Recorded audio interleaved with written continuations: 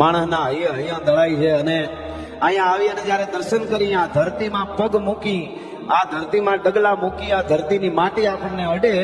અને અહીંયામાં વાઇબ્રેશન નો આવે તો ભારત વર્ષનો સાધુ ને કહેવાય ભલા માણસ એવી અનુભૂતિ થાય છે અહીંયા આમ કરી તો સ્વર્ગ મળે આમ કરી તો સ્વર્ગ મળે આમ કરી તો સ્વર્ગમાં જવાય સ્વર્ગમાં જવાય એ વાતો સાંભળી હતી પણ સ્વર્ગ અહીંયા આવે એ તો અહીંયા આવી જોઈ ત્યારે ખબર પડે કે સ્વર્ગ અહીંયા પણ આવે એમ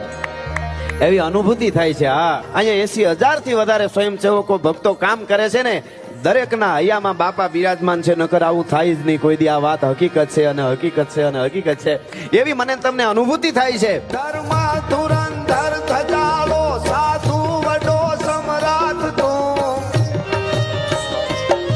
ધર્મ ધુરંધર ધજાલો સાધુ વડો સમ્રાટ તો તુજ ભક્ત રૂપી બાળને હે તાળમાનો હાથ તો બાપાના ભક્તરૂપી બાળકોને માનો હાથ ભરે હાથ ભરી જાય દુખી હોય એકલો પડી ગયો હોય જીવનમાં એવું લાગે અંધારાને ચારે બાજુથી ઓળા